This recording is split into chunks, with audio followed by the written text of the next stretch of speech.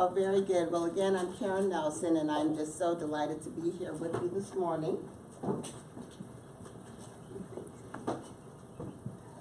So, because most of you, sounds like 100% of you have already heard me give the Dignity and Respect presentation, I chose this topic to be a little bit different. It is going to dovetail into the Dignity and Respect at the back end, but on the front end, I really want to focus on the business case for diversity.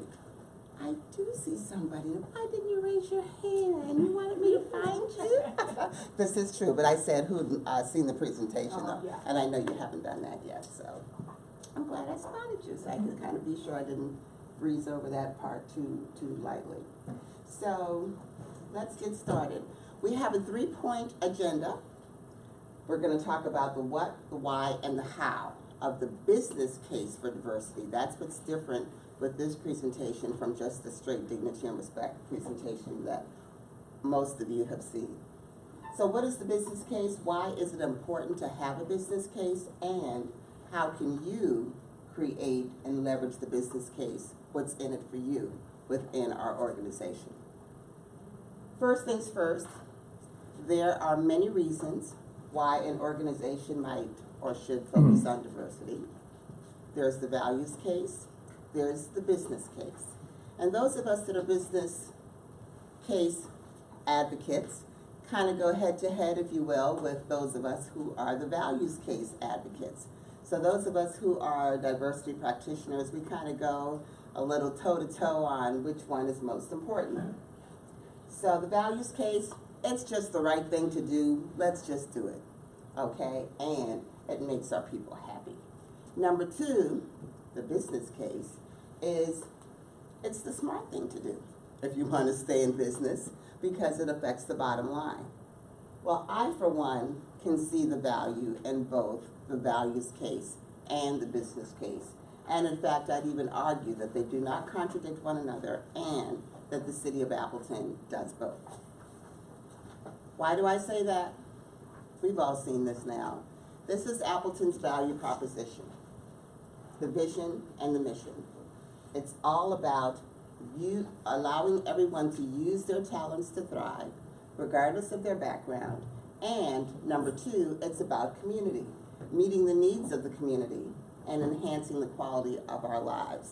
It says nothing about what we all do specifically: policing, health, finance, community development. But it all comes together because we all do something very specific, but it falls under that meeting the needs of, because we all are providing some kind of a need in that regard, health, etc. So why is the business case important? After all, isn't doing the right thing enough? Yeah, in the ideal world that none of us live in, that would be true. But in this case, I'd say the strategic diversity management planning depends on the top level commitment. And we are so fortunate here in the City of Appleton that that is none other than my boss and all of ours, technically, which is the mayor of the City of Appleton. Because Mayor Tim Hanna believes in this, and because he is so committed to this, that is what makes this job so much easier for me. Of course, we want to be sure that our leader is naturally focused on our financial, fiscal management, which is why we're so happy that you're here, and the well-being of the organization. But at the same time, he always keeps an eye on what's going on from a diversity and inclusion standpoint, hence the creation of my position. Let me take you on a little bit of a historical journey of how did we get to this importance of diversity and inclusion in our country. It all started in 1987 with the creation of the Hudson Institute Report. When they first published this in 1987, it was entitled Workforce 2000. They were projecting what would happen at the turn of the century with the new millennium. The U.S. economy would grow at a healthy rate. Yay, we all love a healthy economy. But manufacturing would shrink as a share of U.S. employment.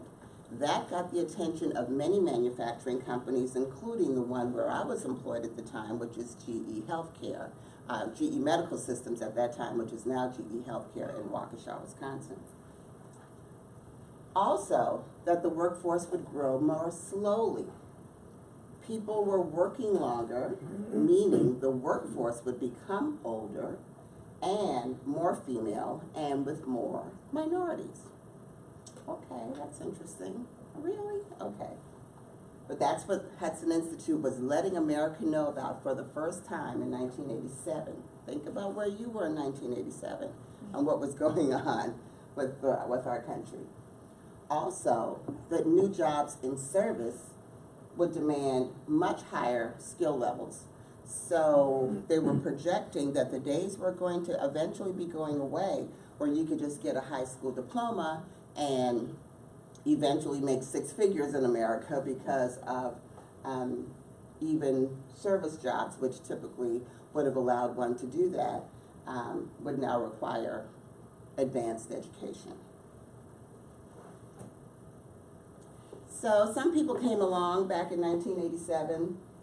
GE, for example, as I mentioned before, Jack Welch decided to make an edict announcement that he wanted all of his businesses to create a diversity department.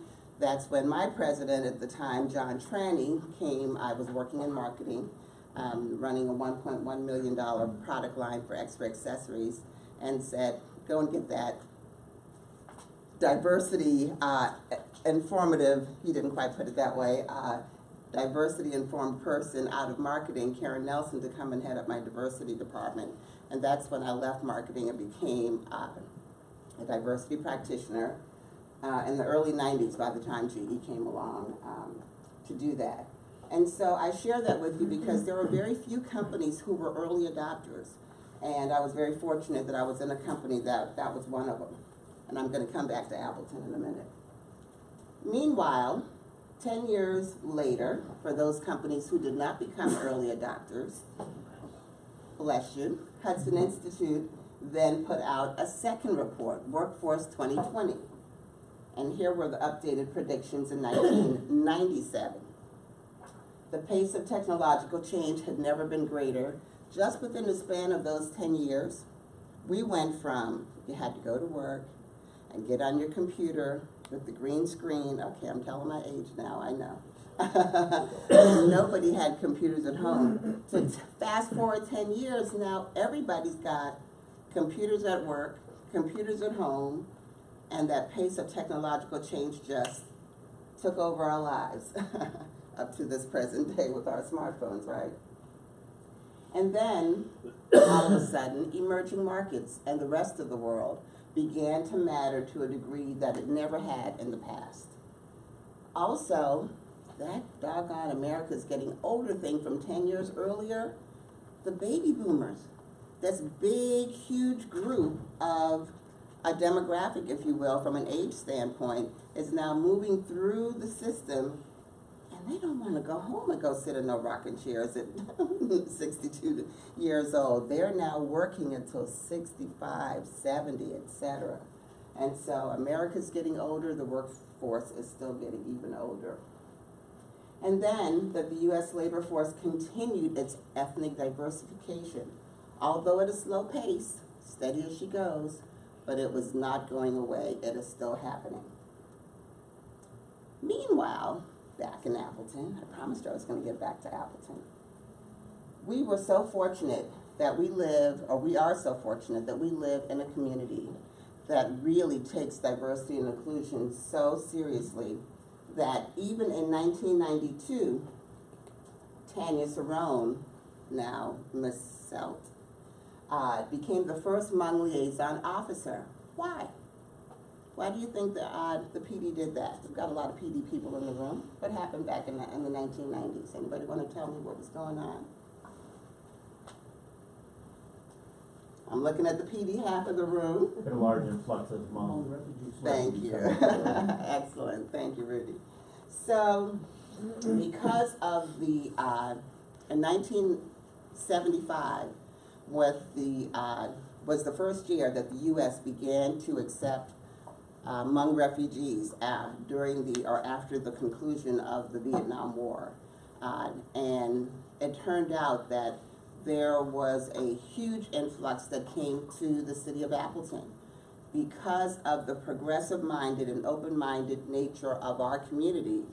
It was a welcome thing as opposed to a welcoming group, because we wanted to be proactive, that's the mayor, one of the mayor's words, and not reactive to this influx of a new culture coming into Appleton. So to our credit, the Appleton Police Department's credit specifically, Tanya became the first Hmong liaison officer in 1992, shortly after that 1987 report.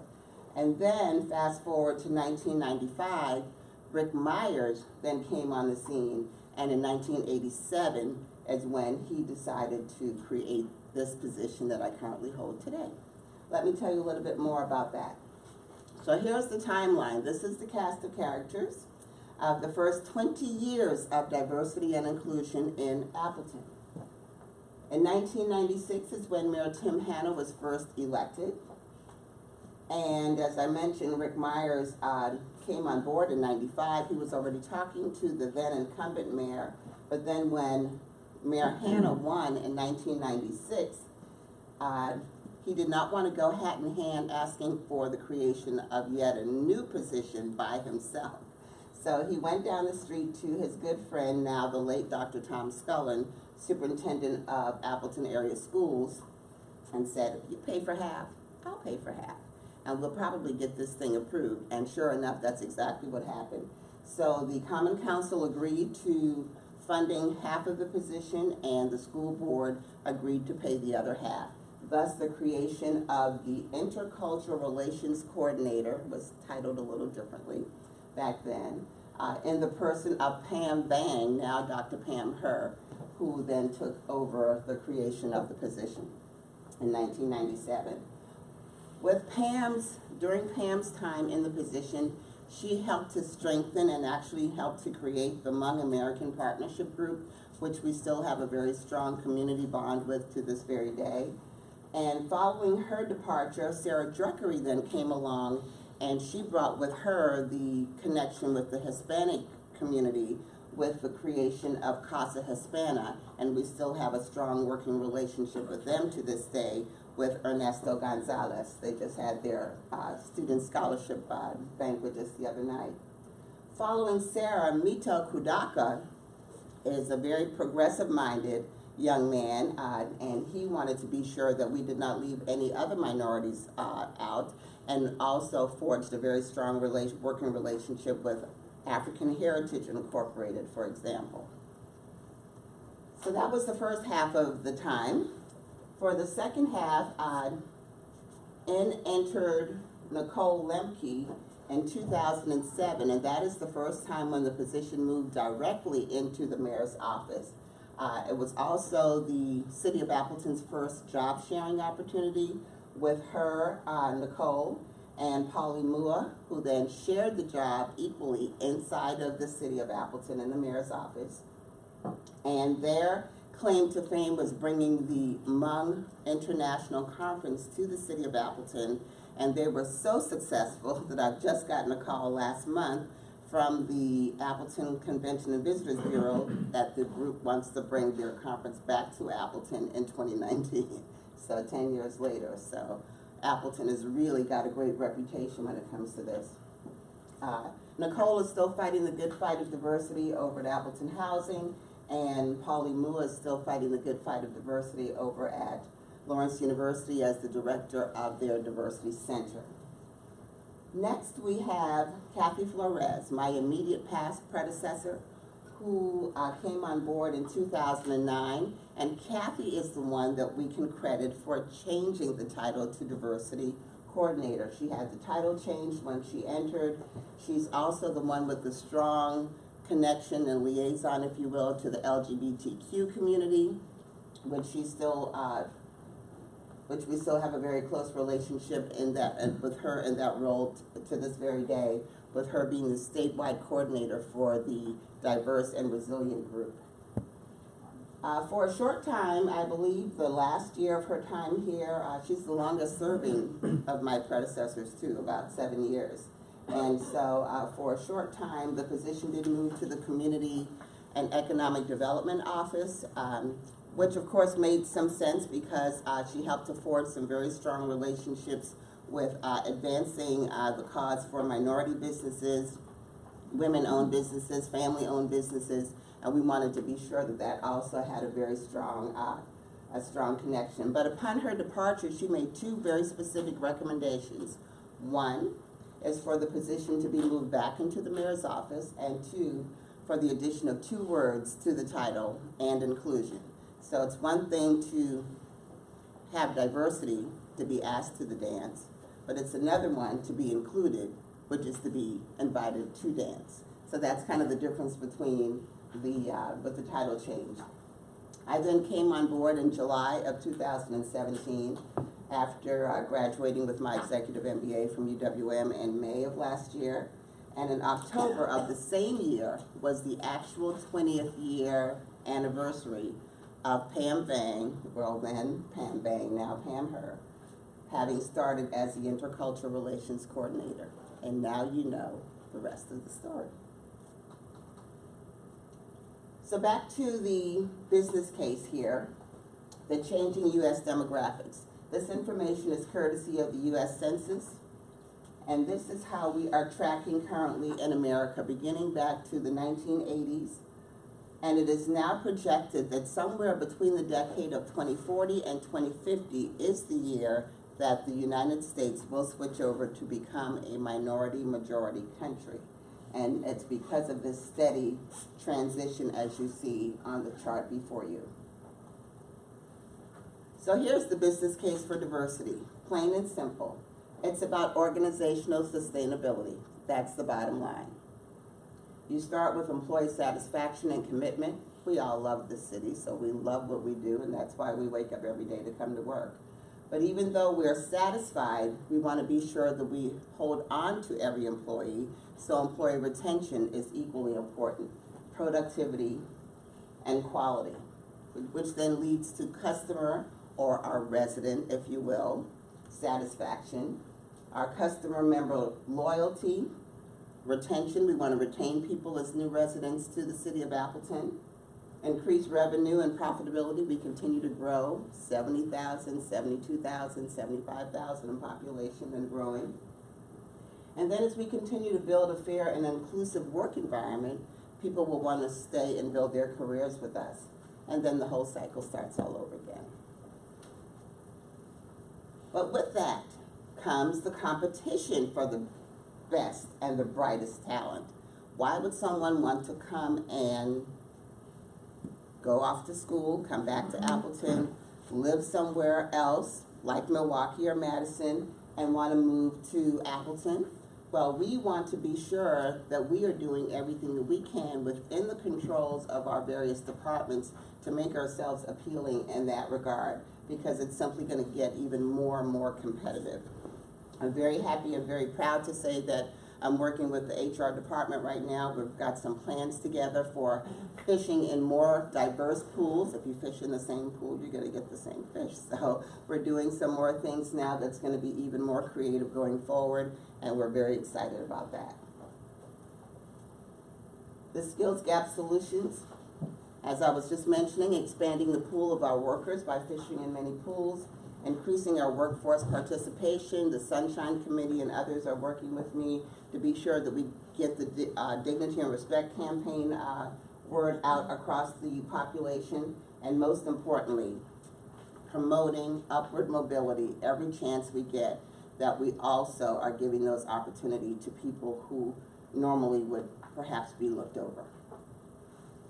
This is my elements of the diversity and inclusion strategy chart. I created this chart over 20 years ago, and I'm very pleased to say that this is my roadmap that I bring to every single position that I've ever held, and happy to say that one of the things that attracted me to Appleton is because the upfront work is already done. Thank goodness I'm finally working someplace where people get it, that I don't have to come in and create the upfront work.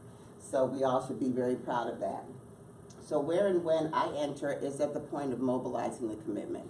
That's what we're doing. That's why the mayor has me speaking to every single group and Mel has me speaking at every single training, to be sure that every single employee is aware of what's going on with that. And then of course, the next thing I'll be focusing my attention on, which is systems supporting change.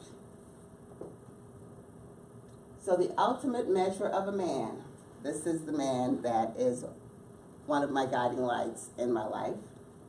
And I bring him into this discussion right now about the business case because at the point in time when he was assassinated 50 years ago in April of this year, that's what he was fighting for. He was fighting for economic equality. And so he definitely got the business case. And because of this, I wanted to be sure that we actually kicked off the Dignity and Respect campaign on the day following the Dr. Martin Luther King holiday birthday this year. So I actually kicked it off on January 16th of this year at Lawrence University. So for those of you who may just be hearing this for the first time, the Dignity and Respect campaign is an initiative led by me in the mayor's office, but also in conjunction and partnership with Dr. Kimberly Barrett, Vice President of Diversity and Inclusion at Lawrence University. So we held it at Lawrence University on January 16th. Because what better time and day for us to kick it off than a time where we can actually kick off an initiative that will allow us to live out the values of Dr. King all year long, not just a single day. So this is the mission, which many of you have already taken, is to empower individuals to create environments where all can live, work, learn, and play in the city of Appleton. And so, where we live, that's our neighborhoods. So we've got our neighborhood programs group that's working very effectively with pushing this out in the various individual neighborhoods. I'm very proud to say it started in my neighborhood, Herb Park, and Historic Central is going to have me doing some things with them this summer. And so we want to be sure that we're not just talking this internally where we work inside the walls of City Hall, but also beyond with other organizations getting involved where we learn, our schools, our libraries, and of course where we play and our sports teams. This will be a year-long journey to imagine, experience, and champion diversity, dignity, and respect. And this is the pledge. So if you will take a card, we have the pledge cards on the table in front of you for anyone else who has not yet taken the actual pledge. And if you have your smartphone with you, if you'll please take a moment and enter in your browser dignity and respect. You spell out the word and, not the ampersand symbol. dignityandrespect.org/Appleton, and enter your name into pledging to do your part. So this is the pledge. I will do my part to make the city of Appleton a better place by treating everyone with dignity and respect. So thank you all who have taken the time to take the pledge, and for those of you who still need yet to do so, please be sure to do that as soon as you can. So in doing your part to make our world a better place for all takes place in 4 steps. Number 1 is taking the pledge. That's why I was asking who's taking the pledge. It looks like we were almost at 100% until I caught one. I'm just playing with you. So take the pledge, model the 7 pillars, and practice the 30 tips. Those 2 items can be found on in the brochures, which Mel normally has in your packet as well. I don't see them on the table, but hopefully they're in there. And you can also go to the website that's on the pledge cards, and you can also download it from there as well. And then finally, participate in our initiatives. We'll be having various initiatives all year. If you don't have them in your handout, I brought some extra ones with me as well. I can give those to you concluding my presentation. So what are your initiatives, Karen? I'm glad you asked. So here they are. This is my year at a glance planning tool. Number 1, in the first quarter, the kickoff event took place in January, as I mentioned, I've engaged many other organizations and nonprofits at this point. The latest one being the Kiwanis Club, actually last Friday, and they are now about to take me over 900, I believe, pledgees online. So we definitely are excited about that, the other organizations getting involved. I also established an advisory council, and the pledge drive, just to give you some perspective, at that point in time, we concluded the first quarter results were at 713 that actually completed the pledge at the conclusion of the first quarter, and now we are just into the second quarter already, right at 900. For the second quarter, April through June is when I began the process of conducting workshops on the 30 tips. The first one was on intergenerational diversity at Lawrence University last month, to a standing room only, packed room, similar to the kickoff event was that way as well. Also planning to host a multicultural street fair, similar to the one that was in the video, for those of you who saw the video, in downtown Appleton on College Avenue. It may not happen by June now, because June is already here, so I'm currently going to be probably pushing this out to the third quarter. And we're also planning to expand our activities around Juneteenth and including a workshop on understanding race this month. The latest one that I did last month in May was actually at the Appleton Public Library on last Thursday, where we actually viewed a film entitled Tell Them We Are Rising, again to another full room, and we had a community talk back after that as well. So more and more of those kinds of activities will be going on. In the third quarter, one more thing about June. Juneteenth, special announcement, you might want to write this down, is Sunday, June the 10th at City Park. So many of you may be there, especially from the PD is always there, the fire department's always there. And so that will be at 12 noon on June the 10th at City Park, running through 6 p.m. Question? You said the 10th, but isn't it the 17th? Yes, let me explain. Thank you. I'm glad somebody's aware of that. Okay. So Curtis just asked an excellent question. The Juneteenth event is on June the 10th. Juneteenth as the holiday is always on June the 19th. In the city of Milwaukee, for example, they always hold their Juneteenth festival on the actual day, which is the 19th, regardless of the day of the week the 19th falls on, because the African Heritage Incorporated group has chosen to allow other people, oftentimes will go to Milwaukee, since it is the largest one in the state. They choose to hold the one here in Appleton on a different day, and Fond du Lac also will have theirs on a different day as well. I forget the date for theirs. So that is why it's going to be on Sunday, June the 10th here in Appleton. But the actual date of Juneteenth, the holiday or the commemoration, will be on June the 19th. And in fact, Family First Ministries will be hosting a community forum at Family First Ministries Church at 6 p.m. on the 19th, which I'll be a part of that as well. So excellent question. Thank you for asking that. Regarding the third quarter plans, we're having a big community picnic called the Diversity Picnic, which will be on August the 18th, and we're encouraging people to come out. That's going to be sponsored by Celebrate Diversity's Fox Cities, where we're encouraging people to allow us to facilitate you to have conversations of a social nature outside of your norm. So your family with another family that you don't know, with a person with another person, and then for those people who are not comfortable with large group settings, we're going to also be giving you these tools to do that on a one-on-one individual basis as well. It's also going to be launched in every single Appleton area school district school in the month of August, August 18th. And we'll also be kicking off our citywide reading around the topic of dignity and respect. Finally, for the fourth quarter, we're going to simply expand tip number 28, which is lending a hand, a community project, something that the PD already does so beautifully, with the blessing bags and Christmas and the YMCA bags just, was that yesterday already? 2 days ago. We were on the steps at the PD with compassionate collaboration. That's really the bottom line for what we're going to be doing for the entire fourth quarter. So that concludes my formal presentation at this time. If you have any additional questions or comments, let me know.